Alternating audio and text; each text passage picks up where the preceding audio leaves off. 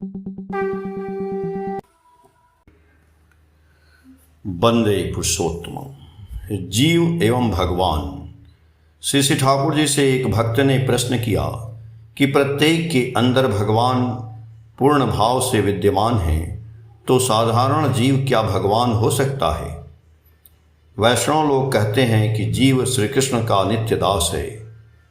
श्री श्री ठाकुर जी ने कहा कि जिस प्रकार संतान विशेष विधि एवं विधान के द्वारा पिता का एक विशेष परिणति के सिवाय और कुछ नहीं है, उसी प्रकार जीव भी भगवान का एक विशेष विधान के द्वारा एक परिणति है। कभी देखे हो कि कोई संतान कभी अपने बाप का पिता बनने की प्रवृत्ति रखा है? किंतु प्रत्येक पुत्र के अंदर यह प्रवृत्ति है कि वह अपने पिता को सर्वतोभाव से जानकर, उनकी इच्छा एवं कर्म को देखकर उन्हें परिपूर्ण करे, पुष्ट करे एवं इस माध्यम से पिता को पूर्ण रूपेण उपभोग करे एवं उनके अनंत पथ पर चलता रहे। वह अपने पिता के चलन को जीवंत कर, समृद्ध कर, जितना बड़ा क्यों न बने, वह पिता को उपभोग करता है। वह जितना बड़ा क्यों न बन जाए या पिता जैसा भी क्यों न हो, वह अपने पिता को निःशेष नहीं करना चाहता।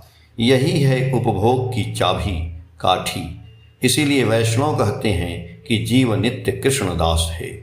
पुत्र अपने पिता का पिता नहीं बनता, किंतु अपने पुत्र का पिता है। दोनों में पितृत्व का भाव है, इसलिए हम लोग ईश्वर की संतान हैं। ईसा मसीह ने कहा है कि मैं एवं मेरे पिता एक ही हैं। ईसाई कहते हैं कि ईसा मसीह ही त्राण करता है। ईसा मसीह ने कहा है कि I am son of God, I am the way, the truth and the life. मैं ईश्वर का पुत्र हूँ, मैं ही पथ हूँ, मैं ही सत्य हूँ, मैं ही जीवन हूँ। पुनः कहा है कि no man cometh unto father but by me. मेरे माध्यम से ही कोई मेरे पिता के पास पहुँच सकता है। And I and my father are one. मैं एवं मेरे पिता एक हैं। मनुष्य जब अपने इष्ट या आदर्श को जकड़ कर धरता है, वह वृद्धि की क्षुधा को लेकर चलता है। आदर्श के चलन के साथ अपने चलन को नियंत्रित करता है, तब वह चीर चिंतन अमृत प्लावी ब्रह्म का ज्ञान पाता है। वह अपने वृत्तियों को इष्टपरायण करके याजन मुखर होकर अपने कर्म के कोलाहल में चलता रहता है। यही इष्ट नर नारायण ही जाज्वल्य अमृताशीर्वाद से, अभय हस्त से आलिंगन कर वे हम लोगों के समक्ष भगवान होकर खड़ा हो जाते हैं। मनुष्य का दिशाहारा चलन समाप्त हो जाता है। वह जानता है कि क्या करने से क्या होगा। वह अनंत पथ पर चलता जाता है। मनुष्य का इष्टटान जितना बढ़ता है, उसका मस्तिष्क कोश उतना सूक्ष्म चीज़ों को धरता है एवं जगत के सूक्ष्मतम चीज़ों का अनुभव करता है। यही है, जहाँ जहाँ दृष्टि पड़े तहाँ तहाँ इष्ट स्फुरे। वैष्णव के बीच यह वाक्य प्रचलित है, जैसा करने से आदर्श के प्रति टान होता है, टान बढ़ता है। आदर्श हेतु प्राण अप्राण हो जाए, यह कार्य नहीं करने से इष्ट की प्राप्ति नहीं होती है। बिना टान के, बिना वृत्ति के भगवान को क्या कभी कोई पाया है? श्री श्री ठाकुर जी ने कहा कि मीरा ने कहा है कि नित्य नहाने से हरि मिले तो जल जंतु होई, फल फूल खाकर हरि मिले तो बहादुर बहादुराई, दूध पी के हरि मिले तो बहुत वत्स वाला। मीरा कहे बिना प्रेम के ना ही मिले नंदलाला। पुनः श्री श्री ठाकुर जी ने कहा है कि गीता में कि हे अर्जुन, जो पुरुष केवल मेरे लिए ही संपूर्ण कर्तव्य करने वाला है, मेरे परायण है, मेरा भक्त है, आसक्ति रहित है और संपूर्ण भूत प्राणियों में वैर भाव से रहित है, वह अनन्य भक्त युक्त पुरुष ही मुझको प्राप्त होता है। मुझ में मन को लगा और मुझ में ही बुद्धि को लगा, इसके उपरांत तू मुझ में ही निवास करेगा, इसमें कुछ संशय नहीं है। श्री श्री ठाकुर जी से पूछा गया कि मुक्ति फिर क्या है? श्री श्री ठाकुर जी से एक भक्त ने ये प्रश्न किया साधना के बारे में।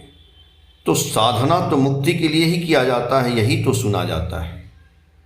श्री श्री ठाकुर जी ने कहा कि मनुष्यों के अंदर जो वृत्तियां हैं वह बाहरी चीज़ों से प्रलुब्ध होकर नाना प्रकार की अवस्था में रंगीन होकर डूब जाती हैं, जिसके फलस्वरूप जीवन वर्धन का जो उपयोगी है उसे उपभोग नहीं कर पाता है, जिससे मनुष्य बेकायदा में पड़ जाता है। मनीषियों ने इन वृत्तियों को 6 भागों में विभक्त किया है, जो काम, क्रोध, मद, लोभ, मोह एवं मात्सर्य हैं। यह सब ऐसा कार्य करता है कि इसे रिपु कहा जाता है। रिपु का अर्थ है शत्रु। यह रिपु मनुष्य को विध्वंस एवं अपदस्थ करती है तथा मृत्यु की दिशा में ले जाती है। मनुष्य के अंदर एक झोंक है जिसे आदिम आसक्ति कहते हैं। इसी के माध्यम से मनुष्य वृत्तियों का खुराक जुगाड़ करने में व्यस्त रहता है।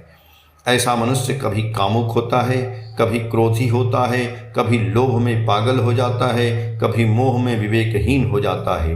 मद मनुष्य को अविवेकी बना देता है, मात्सर्य मनुष्य को हम बड़ाई वाला बना देता है।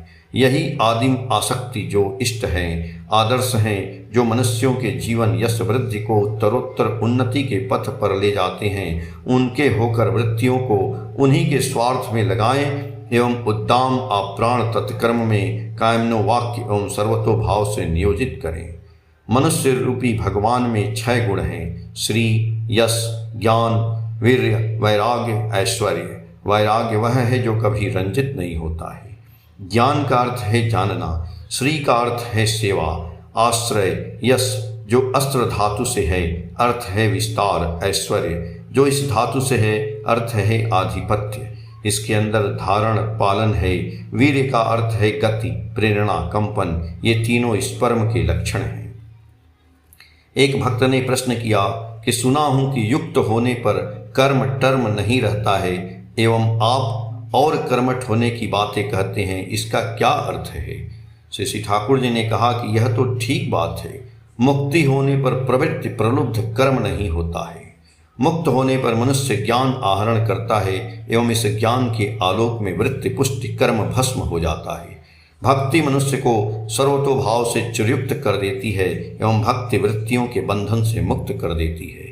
इसका कारण है कि मनुष्य स्वयं के स्वार्थ को नहीं सोचता है एवं इष्ट के स्वार्थ को ही संपादन करता है। भक्त इष्ट को छोड़कर अपना भला एवं बुरा कुछ नहीं सोचता है। जय गुरु।